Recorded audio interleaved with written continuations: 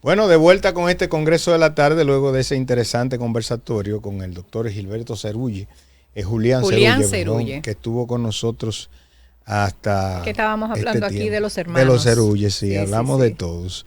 Miren, el director del Indotep, el presidente de Indotel, Guido Gómez Mazara, el doctor Guido Gómez Mazara, ha dicho en el día de hoy que aunque el Indotep está tratando de alguna manera de eliminar los celulares en las cárceles, entiende que hay un involucramiento directo de la Procuraduría en este tema. Vamos a ver qué es lo que él señala. Él da algunas cifras, así que póngale atención en cuanto a las estafas. ¿Estamos listos?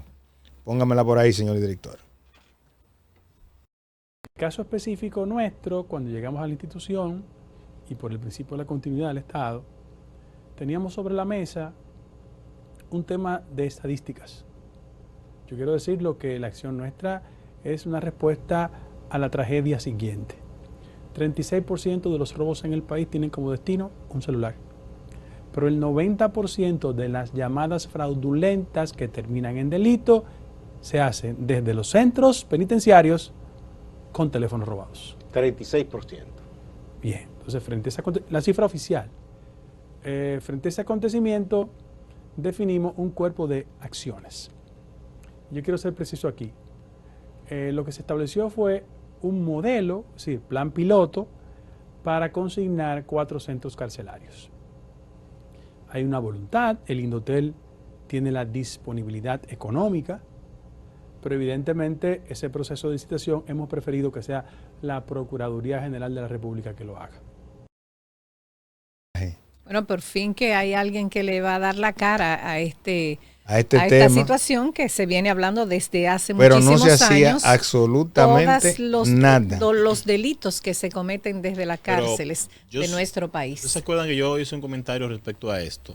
Me llama mucho la atención, doña Ana, porque hablamos de este caso, de los fraudes que se cometen desde la cárcel, pero que yo considero que existe una ley donde estipula que no se pueden tener ningún tipo de estos... Así es, ningún dispositivo electrónico, así Entonces es. lo hablamos como que si eso es legal, pero que no pueden hacer esas acciones delictivas. Pero así es. Es la limitación del uso de ellos. Entonces, para introducirlo allá, tiene que existir alguien que permite que suceda. Claro que sí. Y se paga para que... para que lo introduzca. ¿Cómo se llama? El alcaide. Sí, el alcaide, que es el alcaide. Sí. Se paga para que se haga eso de la vista, para que se haga de la vista. Todo gorda. Hay un gran negocio. Pero te hablaba de unas parábolas que llevaron y de qué forma van a colocar una parábola en un centro carcelario. Exactamente. Eso es así porque pero por fin se trató de bloquear en más de una ocasión, pero nunca se logró nada. Bueno, pues ojalá que yo creo que nosotros debemos apoyar esta gestión de Guido, que ha tomado esa iniciativa, y ojalá se logre. En conjunto con el Ministerio Público en el 2. Porque debe ser así. Porque que los reos, ¿cómo se le llama ahora? Los privados de libertad, no tengan dispositivos electrónicos dentro de las cárceles. Que en este caso no debería ser el Ministerio Público, sino la Dirección de Prisiones. No, pues conjuntamente. Que maneje, porque el Ministerio Público en este caso es juez y parte. El Ministerio Público no debería tener nada que ver con el asunto de las cárceles. Pero el sistema penitenciario no forma parte de... No, pero es como está establecido. Pero lo correcto es que sea independiente, porque el Ministerio Público es el que te acusa y el que te persigue. Es el órgano persecutor. Entonces no debería estar ligado al órgano que guarda, al menos que estén haciendo un levantamiento, o que trata de reintegrar al que ya el Ministerio Público persiguió. O al menos que estén haciendo el levantamiento para verificar en sí el procedente de estas cosas y qué plan pudiese existir. No, lo que él está diciendo es lógico, porque como tú dices, es el Ministerio Público que va a recibir los fondos porque es el que hace los asuntos. Pero es lo mismo que decían en esta semana con el asunto de la ley de tránsito. Tú sabes que el 80% de lo que se cobra en las multas de tránsito va al Ministerio Público. Y el otro 20% se distribuye entre Intran, DGC y las demás instituciones que tienen que ver con el tránsito. Eso ahora dentro de y los cabildos. Quieren recaudar para hacer Entonces yo te digo a ti, ¿qué hace el Ministerio Público para que tengamos una mayor cantidad de DGC, para que podamos cumplir? Nada. ¿Qué tiene que ver el Ministerio Público con eso? ¿Qué tiene que ver el Ministerio Público con la semaforización, con la señalización? O sea, al final tú dices, es que aquí las cosas son como... Es una distorsión. Bueno, pero es por el tiempo, en muchos de los casos. No se revisaron, se dejaron ahí, quizá en el tiempo en que eso se implementó, era otra realidad, pero la realidad de hoy nos manda a que ese tipo de cosas, y como bien tú señalas, en la reforma deberíamos estar hablando de ese tipo de cosas también. Claro. Pero vamos a ver lo que ocurre. Miren, la Junta Central Electoral ayer avanzó algunos datos a los medios con relación a la renovación del plástico de la cédula. Dice que ya están muy avanzadas los trabajos con esto durante una reunión técnica con delegados de los partidos políticos. Entre las innovaciones más destacadas se encuentra el uso del policarbonato, un material termoplástico de alta durabilidad, utilizado en muchos países, y la incorporación de un chip electrónico que optimizará la funcionalidad del documento. Yo no sé si te recuerdan a un comunicador que insistió cuando renovamos la cédula ayer, que la cédula era una cédula bruta porque no servía para nada más. Hay un amigo que me dice constantemente, en Estados Unidos tú no tienes que tener un carnet de salud, tú andas con un ID. Ese ID te permite todo lo demás.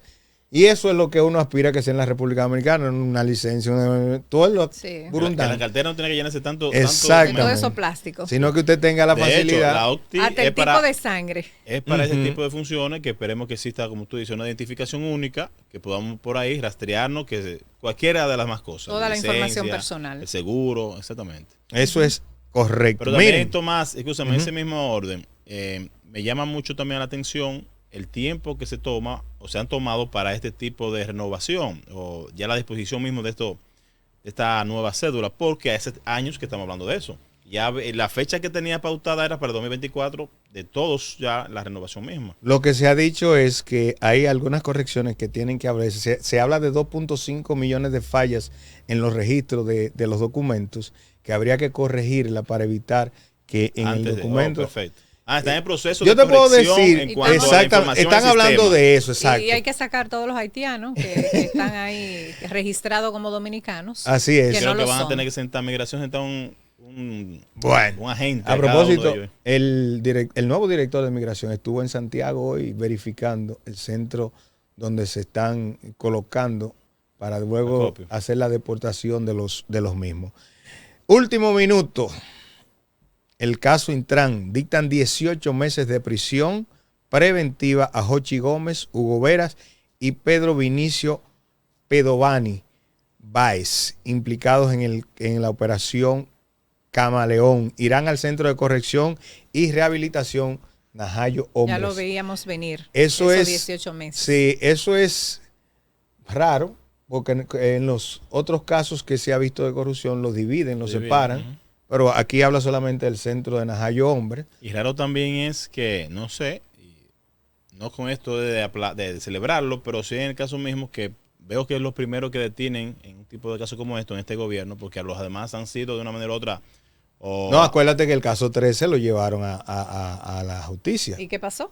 Después lo absolvieron, pero él fue a Najayo. ¿Pero cuántos meses le dieron? No, en el caso de él yo creo que fueron 6 meses. Pero te lo digo porque la referencia. No, porque en el caso de Kimberly, ¿con quién es el caso de Kimberly? Bueno, el caso ¿Quién es el esposo de Kimberly? ¿Quién es la suegra de Kimberly? Y ahora, ¿quién es Kimberly? ¿Y quiénes son ellos? Ahora son diputados los dos en esa familia. Coja usted ahí. Entonces, ya tú sabes. Eso es para que usted chupe y me deje el cabo. Estamos mucho por Miren, Hugo, pero ahí va. Gracias a Dios. Qué pena que muchachos en jóvenes lo tengan referente que pasar por esto. A el huracán Milton, que tormenta categoría 2, bajó sus niveles, gracias a Dios. Pero ese gracias a Dios, salvando 10 vidas que se perdieron ahí, que no se pudieron, y hay otros desaparecidos, producto de las inundaciones y de las aguas. Hay instituciones como la Junta Central Electoral, que tiene una oficina en Florida, que cerró sus operaciones por el día de hoy.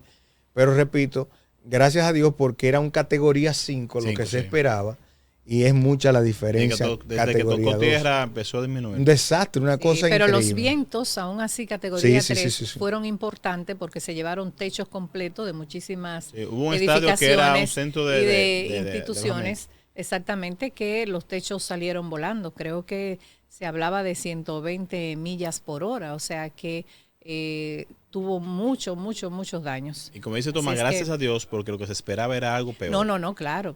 Y en este caso bajó su densidad y bueno. Las alertas que habían era de que iba a ser sumamente desastroso, pero qué bueno que bajó de categoría y los daños no fueron como se esperaba. Qué bueno.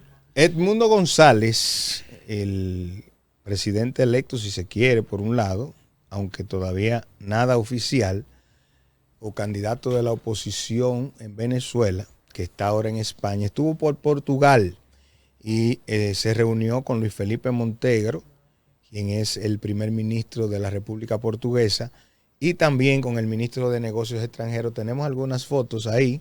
Pues se está moviendo.